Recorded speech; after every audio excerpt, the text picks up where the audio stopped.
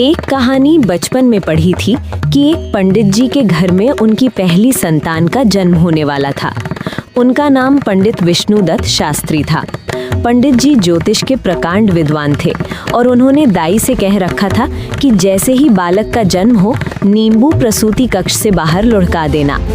बालक जन्मा, लेकिन बालक रोया नहीं, तो दाई ने हल्की सी चपत उसके तलमों में दी और पीठ को मला और अंततः बालक रोया।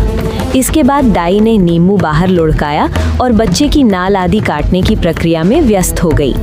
उधर पंडित जी ने गणना की तो उन्होंने पाया कि बालक की कुंडली में पितृहंता योग है, अर्थात उनके ही पुत्र के हाथों ही उनकी मृत्यु का योग है। पंडित जी शोक में डूब गए और अपने पुत्र को इस लांछन से बचाने के लिए बिना कुछ कहे बताए घर छोड़कर चले गए। 16 साल बीते।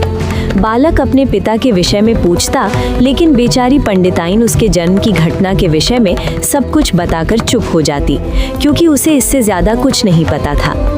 अस्तु, पंडित जी का बेटा अपने पिता के पग चिन्हों पर चलते हुए प्रकांड ज्योतिषी बना। उसी साल उस राज्य में वर्षा नहीं हुई। राजा ने डोंडी पिटवाई, जो भी वर्षा के विषय में सही भविष्यवाणी करेगा उसे मुंह मांगा इनाम मिलेगा, लेकिन गलत साबित हुई तो उसे मृत्यु दंड मिलेगा। बालक ने गणना की और निकल पड़ा, लेकिन जब वह राज दरबार में पहुंचा तो देखा एक वृद्ध ज्योतिषी पहले ही आसन जमाए बैठे हैं। राजन, आज संध्या काल में ठीक 4 बजे वर्षा होगी, वृद्ध ज्योतिषी ने कहा। बालक ने अपनी गणना से मिलान किया और आगे आकर बोला, महाराज, मैं भी कुछ कहना चाहूँगा। राजा ने अनुमति दे दी। महाराज, वर्षा आज ही होगी, लेकिन 4 बजे नहीं बल्कि 4 बजे के कुछ पलों के बाद होगी। वृद्ध ज्योतिषी का मुंह अपमान से लाल हो गया और उन्होंने दूसरी भविष्यवाणी भी कर डाली। महाराज, वर्षा के साथ ओले भी गिरेंगे और ओले 50 ग्राम के होंगे। बालक ने फिर गणना की। महाराज, ओले गिरेंगे, लेकिन कोई भी ओला 45 से 48 ग्राम से ज्यादा का नहीं होगा। अब बात ठन चुकी थी। लोग बड़ी उत्सुकता से शाम का इंतजार करने लगे। 3:30 तक आसमान पर बादल का एक कतरा नहीं था, लेकिन अगले 20 मिनट में क्षितिज से मानो बादलों की सेना उमड़ पड़ी। अंधेरा सा छा गया, बिजली कड़कने लगी, लेकिन 4 बजने पर भी पानी की एक बूंद न गिरी। लेकिन जैसे ही 4:02 हुए, धरासार वर्षा होने लगी। वृद्ध ज्योतिषी ने सिर झुका लिया। आधे घंटे की बारिश के बाद ओले गिरने शुरू हुए। राजा ने ओले मंगवाकर तुलवाए। कोई भी ओला 50 ग्राम का नहीं निकला। शर्त के अनुसार सैनिकों ने वृद्ध ज्योतिषी को गिरफ्तार कर लिया और राजा ने बालक से इनाम मांगने को कहा।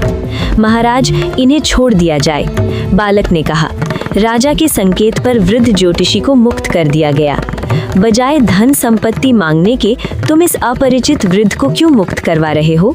बालक ने सिर झुका लिया और कुछ क्षणों बाद सिर उठाया तो उसकी आंखों से आंसू बह रहे थे, क्योंकि ये 16 साल पहले मुझे छोड़कर गए मेरे पिता श्री विष्णुदत्त शास्त्री हैं। वृद्ध ज्योतिषी चौंक पड़ा। दोनों महल के बाहर चुपचाप आए, लेकिन अंततः पिता का वात्सल्य छलक पड़ा और फफक कर रोते हुए बालक को गले लगा लिया। आखिर तुझे कैसे पता लगा कि मैं ही तेरा पिता विष्णुदत्त हूँ? क्योंकि आप आज भी गणना तो सही करते हैं, लेकिन कॉमन सेंस का प्रयोग नहीं करते।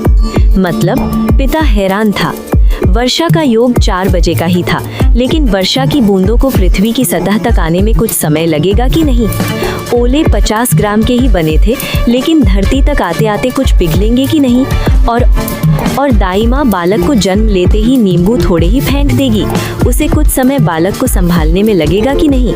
और उस समय में ग्रह संयोग बदल भी तो सकते हैं, और पितृहंता योग पितृ रक्षक योग में भी तो बदल सकता है ना? पंडित जी के समक्ष जीवन भर की त्रुटियों की श्रृंखला जीवित हो उठी और वो समझ गए कि केवल 2 शब्दों के गुण के अभाव के कारण वो जीवन भर पीड़ित रहे।